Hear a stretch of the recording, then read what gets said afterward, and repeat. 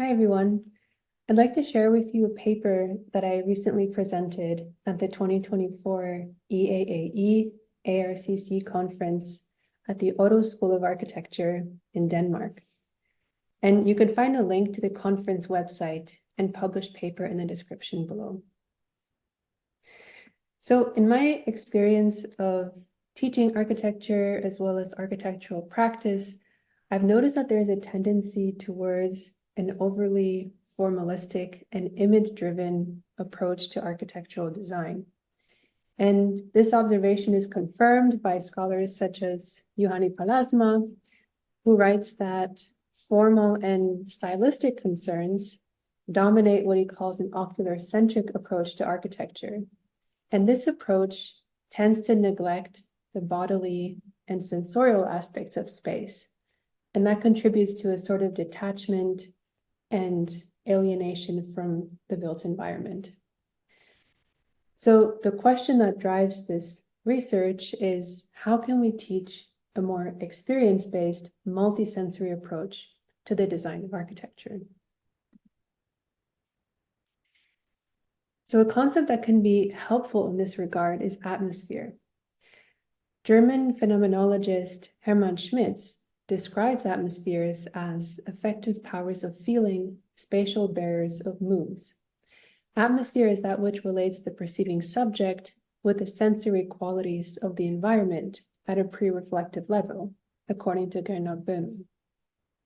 For instance, in stage design, a specific atmosphere can be created through sounds, lighting, material, colors, objects, signs, and spatial arrangements. Atmospheres affect place identity, and they are a background for social life, not merely something aesthetic. But how can the design of atmospheres be taught? To approach that, I'll describe the teaching approach of an architect for whom atmospheres are a central concern, Peter Zumthor. So while Zumthor's architecture is quite well known, little has been written about his teaching at the Academy of Architecture of the Università della Svizzera Italiana in Mendrisio in southern Switzerland. This slide shows an overview of his teaching. So as we could see, his teaching started in 1996, which was about the time that he was finishing his well-known project for the thermal baths in Bals, and the project for the Kunsthaus Bregenz was also nearing completion.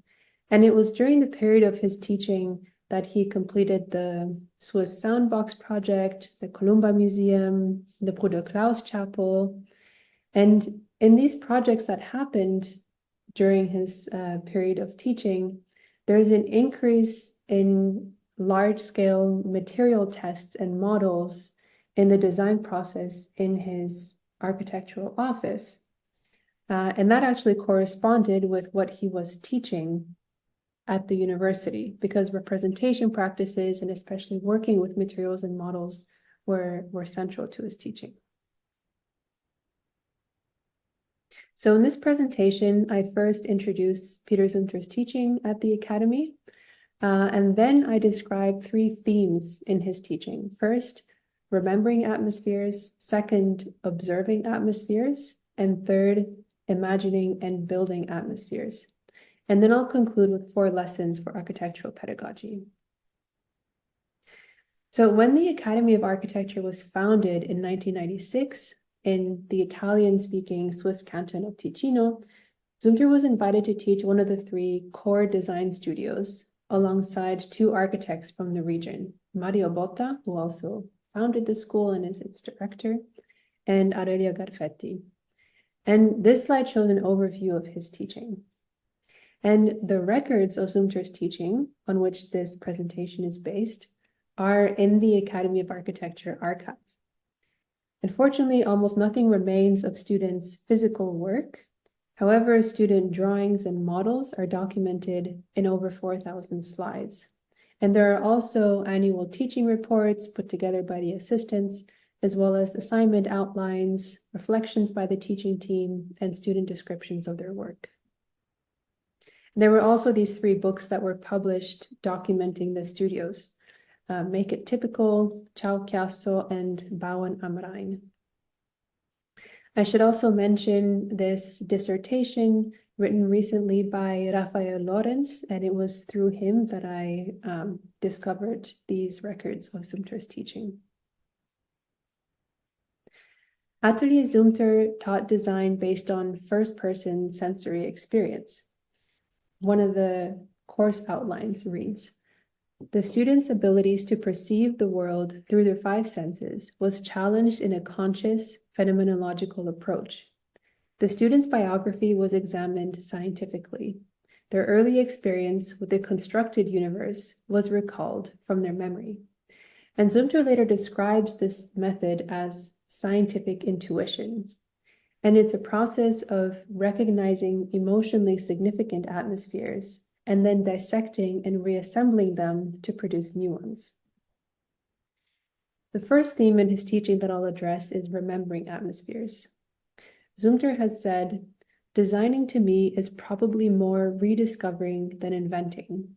It means to reconfigure, to recognize, to reassemble impressions and emotions which I have experienced and now consciously try to recall."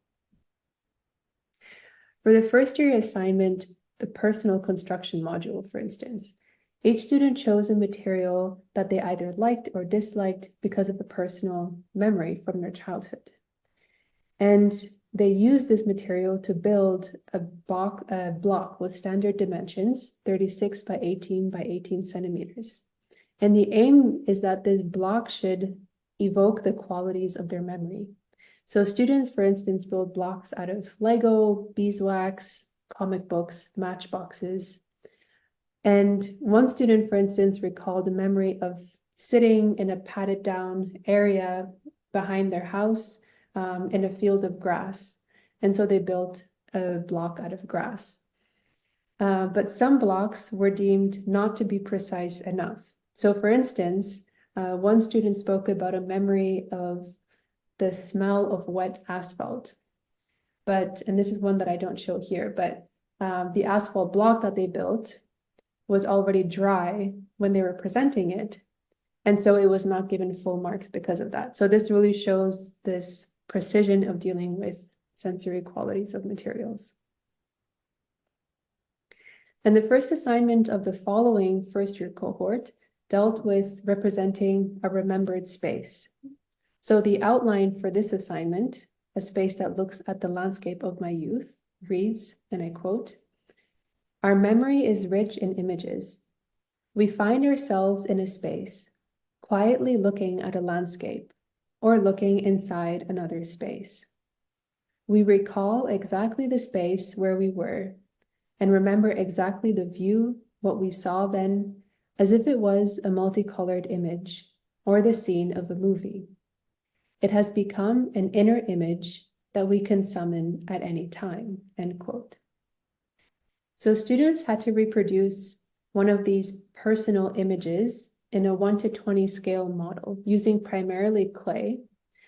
And then they had to photograph it so that it appears as realistic as possible and as similar to their memory as possible, so that something of that atmosphere can come back.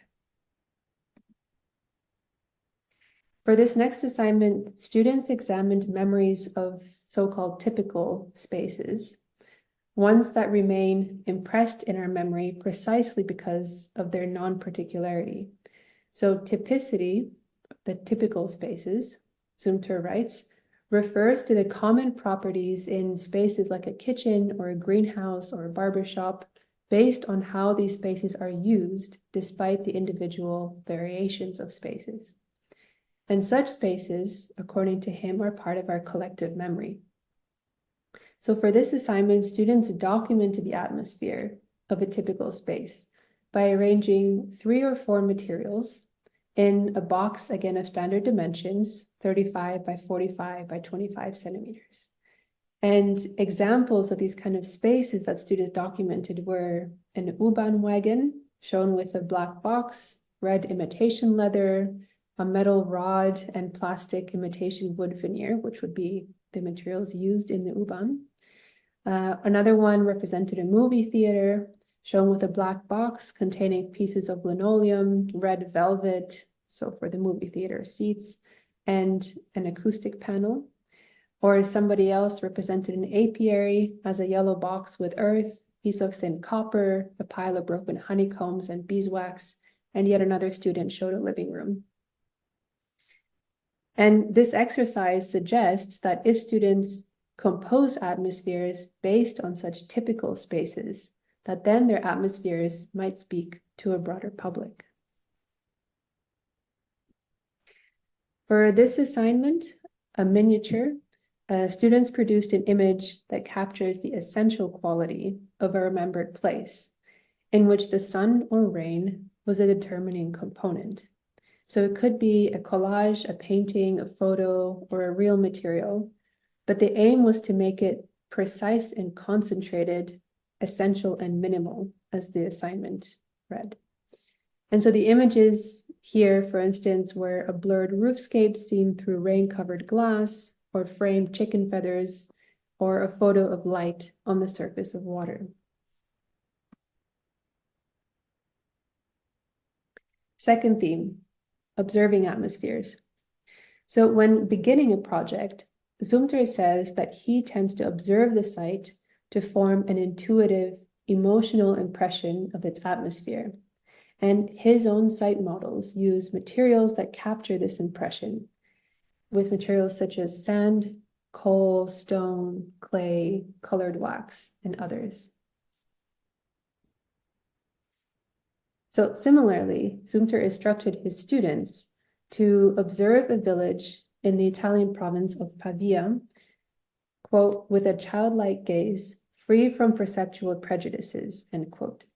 And they should focus on sensory qualities. So the assignment description read, lines, patterns, surfaces, textures, and masses. Weight, temperature, sound, movement, and light are patiently observed as if for the first time, trusting the senses. And this first approach generated a personal inventory of images and a gallery of sensuous models. Sorry, this was not the assignment outline, it was the course description in the activity report at the end of the school year. So based on these observations, which were documented through photographs, diagrams, and written descriptions, students made wooden models of their assigned sites. And these models evoke the masses, lines, and patterns of the landscape. And Zumthor proposed a similar approach to site study for the 2003-2004 studio Solutions for the Double Periphery in the city of Chiasso. And this time, it more explicitly prompted students to consider their emotional response to the site. And he calls this approach energy modeling or emotional relief. So the course description read, we seek the things that move us, the emotional face of the territory, identity, intensity, special atmospheres that allow themselves to be perceived and defined physically, which can be experienced in the place. We understand the body of this development as an organism clinging to the terrain, a cellular tissue that lives, changes, dies, and is renewed continually. We want to learn to understand and render visible the structure, the construction, the character of this body. And this emotional relief was applied to the study of Chiasso, an urban area which is on the double periphery of Milan and the Swiss border. And Zumthor prompted the students to observe the life of the site. So for instance, and these questions on this slide are ones that students were prompted with.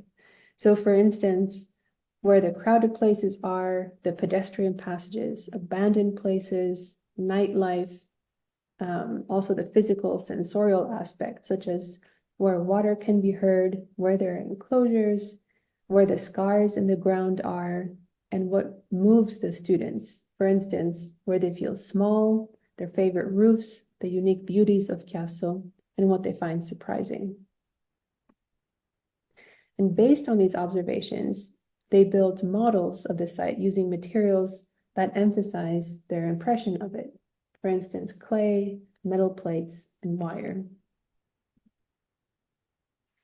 And observing and empathizing with the life of a place also requires spending time there. So in the first part of the first year assignment, in situ, students were first individually and personally to encounter their site, only subsequently exchanging observations with the group. Then they chose one viewpoint from which to photograph the site, and they made one photo and one 10-second sound recording every hour for 24 hours. And based on their observations, then each group built a physical model that would capture the essential elements of their experience of that place. And then only as a last step, students produced orthographic drawings and diagrams of the site. So these assignments teach a way of looking anew at the landscape and built environment, at its textures, material, qualities, and aspects that are not easily represented in diagrams or scaled orthographic drawings. And they teach students to empathize with the site, forming an emotional impression of it. And this impression is then captured and conveyed to others through models, notes, sketches, and photographs. So it's first the emotional impression, first the personal connection to the site, and only as a second step, analytical approaches. Third theme, imagining and building atmospheres. So in Zumthor's teaching, the design of an intervention is always conceived as a setting for or a spatial mood for the life that takes place there. So for instance, the assignment that we just saw, F in situ, was followed by this assignment, one-to-one intervention. And the aim of the project was to render visible the particularity of the place through means such as water, light, materials, sounds. So these more ephemeral means as opposed to really building a pavilion or some kind of form or construction. So each group produced a setting for a social event. So for instance, this sound installation in the nearby Chiesa Rossa that would give a voice to the old church with crates of cherries that were placed around the site. Or this project, which covered an area of the old village with 4 cubic meters of black gravel for a tasting event of self-made gazpacho. Or this one, which is a light painting to be viewed from above, and it responded to the illuminated movements of vehicles at night. And Zumthor later applied this approach to the design of buildings. So Zumthor students began by describing the atmospheres that would be a background for the life that takes place there. So for instance, in the spring 1999 studio that Zumthor taught at Harvard, he dealt with the design of a sequence of atmospheres for a house, however, without designing the form. And he says that if this sensual composition works, then it will be easy to imagine the resulting architectural forms. In fact, he says they will almost already be there. For this assignment, students made large one-to-one collage-like installations or projections, showing the sensuous qualities of a sequence of 7 rooms, accompanied by strictly descriptive words of physical qualities. So they didn't necessarily have to be sentences, just describing the sensory properties. And students showed moments of how their sites might be experienced from the house. For instance, a living room window that looks onto the Mississippi River, or a house that opens onto a hilly landscape of red earth in Cyprus, so that one could feel the earth. And reflecting on the studio later that year, Zumthor remarked that while the Harvard students had previously designed large architectural projects, presenting them in scaled orthographic drawings and models, they only really had a vague idea of how their building would actually feel and how it would be physically assembled. So he wrote, I quote, "Aren't the images of a building's specific physical presence, the images of material construction, the atmosphere of the rooms, part and parcel of the basic concept of any design?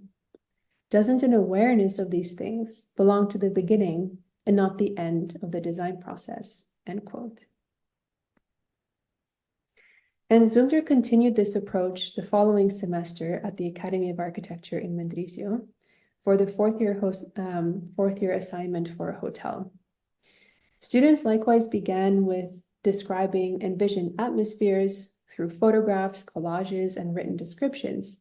But this time they took the design process a bit further, making materially evocative conceptual models, and then drawing floor plans of the hotel only afterwards. And then for the last part of the assignment, students made 1 to 20 models of 1 or 2 rooms in their hotel and photographed the models so that the model would appear as realistic as possible. And this method of working resembles the large interior models in Zumthor's own practice that he calls theaters of life, because they show the life that might take place there. And in this last assignment that I'll show, a window for my friends to read by the light of the lake, each student built a 1-to-1 fragment of a window using no more than 3 materials. And then they photographed it by the lake in Riva San Vitale, close to the school, with an open book next to the window. And students only had to build a portion of the window that would appear in the photograph. And the photos were printed in black and white at 60 by 90 centimeters, so pretty big, and attached to a hard support. And then they were considered successful if they provoked a longing to read by that window. So through a detail, students suggested the atmosphere of the entire space. To conclude, I'd like to propose 4 lessons from Zumthor's teaching for the future of architectural pedagogy. First, working with the sensory qualities of real materials to help students develop an attention to how they affect atmosphere. And assignments can also address other sensory qualities, such as touch, smell, and sound. And students might then also start to notice and become more sensitive to these qualities in their own surroundings.